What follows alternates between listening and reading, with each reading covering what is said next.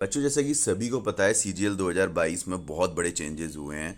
तो अब जो चेंजेस जो हुए हैं वो क्या मेन की पॉइंट हैं उनके बारे में बात कर लेते हैं। दूसरी बात ये है कि अब आपको किस डायरेक्शन में पढ़ाई करनी है। देखो बात क्या है, यदि आप 2 साल से भी तैयारी कर रहे हैं तो वो 2 साल की तैयारी जो आपकी है वो अब आपको आपका पैटर्न चेंज करना पड़ेगा। मैं आपको एग्जांपल देके ही बता देता हूँ। देखो सबसे बड़ी बात ये है कि तैयारी कभी आपकी बेकार नहीं जाती। जो आपने मेहनत की है वो कभी बेकार नहीं जाएगी। लेकिन पहले क्या था, यदि कोई बंदा तैयारी कर रहा है, कोई बच्चा तैयारी कर रहा है, तो वो हो सकता है एक पर्टिकुलर सब्जेक्ट मैथ पे इंग्लिश पे पकड़ बना के रखा हो। ज़्यादातर बच्चे मैथ पे पकड़ बनाते हैं सीजीएल वाले, और इंग्लिश पे भी।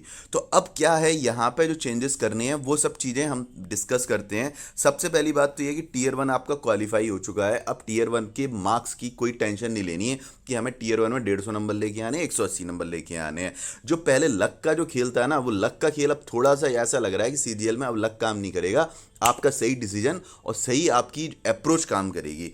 दूसरी चीज़ क्या है कि टीयर टू में जो पेपर होगा कि paper 1 2 3 and separate shifts in a day.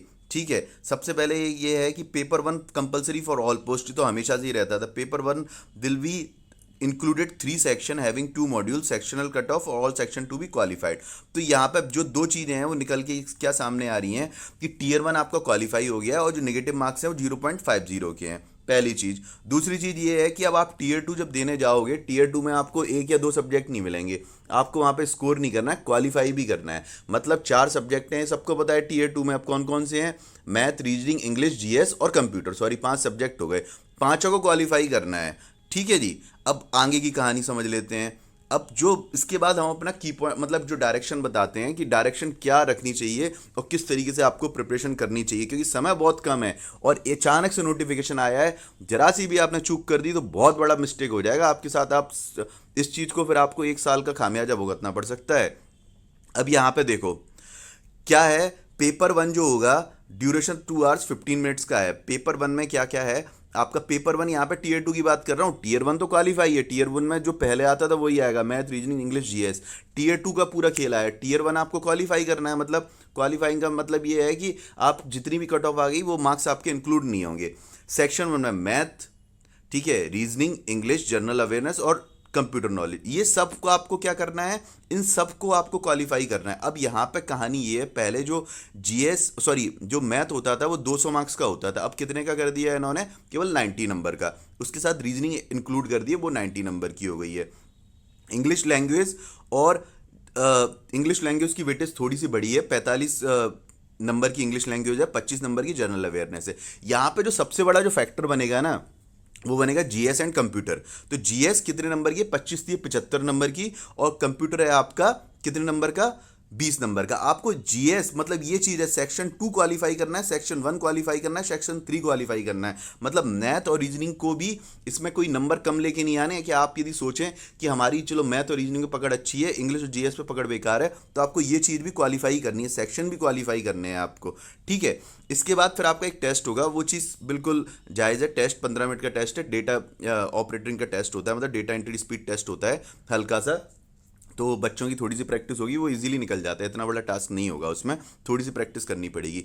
Main चीज़ें यही है। अब आपको जीएस पे और कंप्यूटर पे बहुत अच्छे से फोकस बनाना पड़ेगा, क्योंकि यही मेरिट में आपको टच करेंगे। यहाँ पे आपको सेक्शनल कट ऑफ भी लेके आनी है टीयर टू में, और मेरिट को भी टच करना है। अब बात यहाँ पे तीसरी चीज़ की और की कर लेते हैं हम लोग। वो ये है कि पेपर वन आपका होगा 2 घंटे 30 मिनट का। ठीक है। नेगेटिव मार्किंग कितनी है इसमें, 1 मार्क की नेगेटिव मार्किंग है। जीएस एक ऐसा सब्जेक्ट है जो आपको 25 क्वेश्चन जो आप करोगे 75 मार्क्स का होगा। यदि आप 20 क्वेश्चन भी सही करते हो और उसमें गलत क्वेश्चन नहीं होते हैं आपके, तो 60 नंबर होंगे आपके। तो जीएस पे बहुत अच्छे से पकड़ बना के रखना है। जीएस और कंप्यूटर दोनों पे ये स्कोरिंग सब्जेक्ट रहेंगे आपके।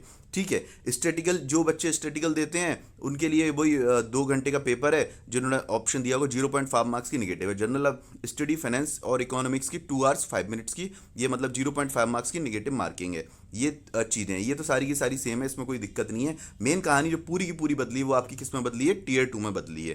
तो अब यहाँ पे गौर से समझ लीजिएगा आप सारी की सारी बातें, कि यदि आप तैयारी कर रहे हो तो अपना 1 घंटा डेली, 1 घंटा मैथ के लिए, 1 घंटा रीजनिंग के लिए, ठीक है, और 1 घंटा आप किस चीज़ के लिए लगा के रखोगे, एक घंटा पर्टिकुलर जीएस के लिए, एक घंटा अपना कंप्यूटर के लिए सेपरेट निकाल के रखो, क्योंकि किसी भी सब्जेक्ट को, किसी भी सेक्शन को आप कमजोर मत समझना, यहीं से आपकी मेरिट निकलेगी और यहीं से मेरिट निकल के ये आपकी फाइनल कट ऑफ में जाएगी।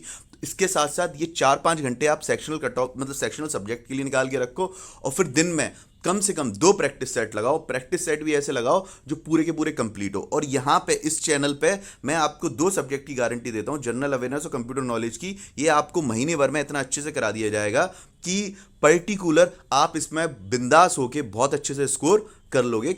किसके लिए? एसएससी सीजीएल 2022 के लिए।